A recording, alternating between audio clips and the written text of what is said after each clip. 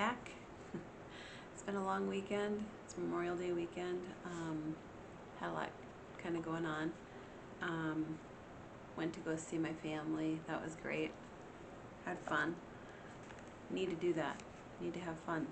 You know, sometimes I think we all like to busy ourselves a little too much, and we can get busy with stuff. It just piles up on us sometimes. Just keeping up with cleaning and you know, just your daily stuff can kind of bog you down. But we're going to talk about kind of being in a Thanksgiving spirit, and I'm not talking about Thanksgiving. I'm talking about being thankful to God, thankful to Jesus, cultivating a lifestyle of thanksgiving. It's what we need to be doing, and it's part of your faith walk. You know, we can thank God for things that we haven't seen even happen yet, because that's faith. Faith comes by hearing, but it is speaking out of your mouth the outcome you want and believing that Jesus has heard it and you're going to receive it.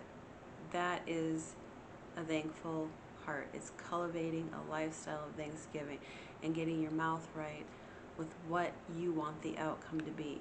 Don't speak the problem. The problem is obvious. God knows what the problem is. He doesn't need you to tell him that.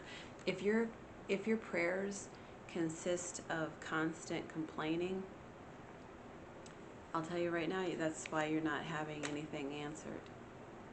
He doesn't want to hear about your problems. He already knows what your problems are. He sees it. He knows it. But the only way he can do anything is by you getting your mouth right. It's being able to speak the outcome and not the problem. So the solution comes by speaking the outcome.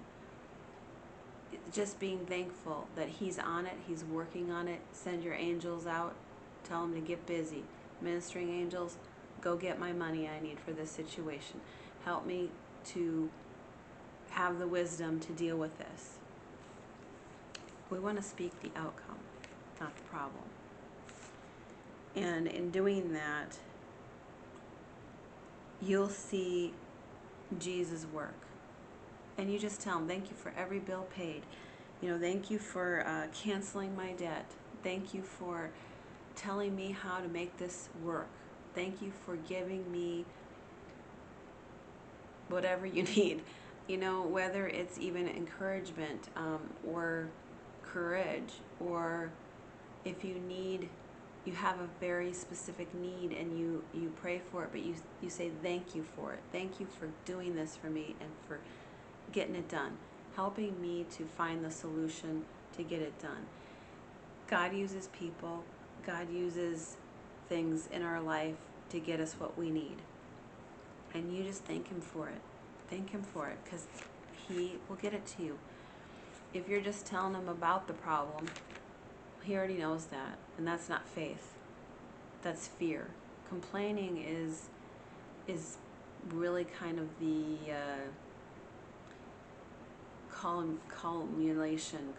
cultivation, whatever you want to call it, of a fear factor. You know, complaining about, I'll never have this, or this keeps happening to me, or, you know, if you're complaining about it, you're really calling it to yourself, but you're also living outside of faith. So that's why he says, don't do it. Do everything without complaining and murmuring, he says. That's hard to do sometimes. Got to suck it up a little bit. And we got to admit sometimes when we're wrong. Those are hard things. We talked about forgiveness before. Well, now this is about complaining and murmuring, and we don't want to do that. You know, the Israelites did that when they left Egypt. They started complaining and murmuring. And here, you know, it would have been the 11-day journey had they been thankful. Seriously, they would have been there. It would have been no problem. millions of people, by the hand of God, thankful, would have been in the promised land in 11 days. It took them 40 years because they complained and murmured and complained and murmured and went back to their old ways. They even were so unthankful that they actually said, "Why did you take us out of Egypt? Did you take us out here to die?" I mean, they had no faith. And here, he had made a path for them, kept them from getting, recaptured by the Egyptians, opened up the Red Sea, one of the greatest miracles of all time, and they still couldn't understand, they walked on dry land across a sea. Like, hello? I mean, and they complained, "Well, now you took us out here, we have nothing to eat, we have nothing to drink." And he fed them manna from the sky. Manna, it's literally a word that's, what is it in Hebrew? They couldn't figure out really quite what it was, but it was God's provision. He made manna fall from the sky, which was like a type of sweetbread. It nourished them. It had everything they needed in that bread, and God would know because he created our bodies. He knew what we needed. Water came from a rock. I mean, he constantly was providing for them, and they were constantly complaining. They left Egypt with provision, with money, with all the goods, all the spoils from Egypt. They took gold, silver, bronze. I mean, they had everything to set up shop when they got to the promised land and do what he said, "I'm taking you to a land of milk and honey where there will be provision." So in our walk with Jesus is all that provision. We don't need to strive and to try to be something we're not. All of these things that I know when I was younger, I was trying to do that. But once I found out what he had for me, I just was like, he wants to bless me. He wants to give me blessing. I mean, he has so many blessings in here for us. In Deuteronomy, he talks about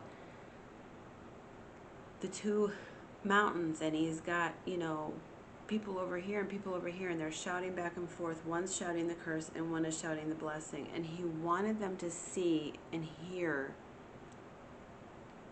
what that was, and abiding in him, and just walking with him and being thankful for everything you have, and all that he does provides the blessing.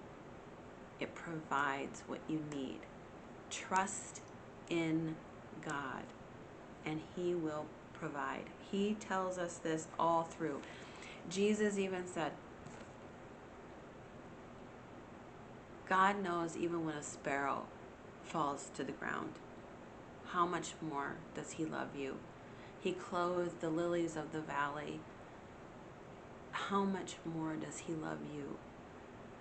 If you asked for bread, would he give you a stone? No. He said even the bad parents in the world wouldn't do that. They love their kids more than that. Well, maybe not this day and age. That could be a question. However, what he is saying is that you can trust him to give you the bread and not the stone. Jesus will provide. He loves you more than you even can imagine. And that is a stumbling block for a lot of people, because once again, like when I talked about that mirror that we sometimes see God, that image broken, people don't understand how much their Father loves them. Because maybe you didn't have a good earthly father or parents, or and maybe you didn't have a great upbringing, and so it's even harder for you to imagine a Father that loves you so much that he wants to get things to you. And he says, ask me, ask in my name, seek Ye first, and all these things will be added. He talks about it all the time. If we're not seeking and we're not asking and we're not following him, then yes, you're out there in the world by yourself. That's not a good place to be. But when you're in him, following him, abiding in him, then when you ask, you will receive. If you don't believe that you're not good enough, then you won't receive. Jesus went to his own hometown of Nazareth, and he could not provide any miracles there except for a few, it says, because those people didn't see him as the provider. They didn't see him as Messiah. They saw him as a kid that was from Nazareth, and who knows what they saw him do growing up. I mean, we know he didn't sin, so he wasn't naughty, but they didn't trust in the miracle that he could do, even though they heard about it, maybe even witnessed it. For some reason, their minds and their hearts were still hardened to it. And maybe yours is too. Maybe yours is hardened because you have seen other people that have asked God for something, like not get it, or something no one, in your family, maybe they didn't get a healing that you were asking for, or whatever. There is a reason, and it isn't God. God already provided it. It's always going to be us and what's in our heart. And he knows deep down everything. So if you have even an inkling of doubt, you're not going to receive the healing. You have to be wholehearted with God. All in, all willing, and all trusting. But you can trust him. Great is his faithfulness. He provides everything we need. And there are times when it looks bad, but if we have that thankful spirit, that thankful heart, you'll see things turn around. It is us. It is not God. God is not bad. He doesn't have bad in him. Where would he get it? He's literally light and love. There's no darkness in him.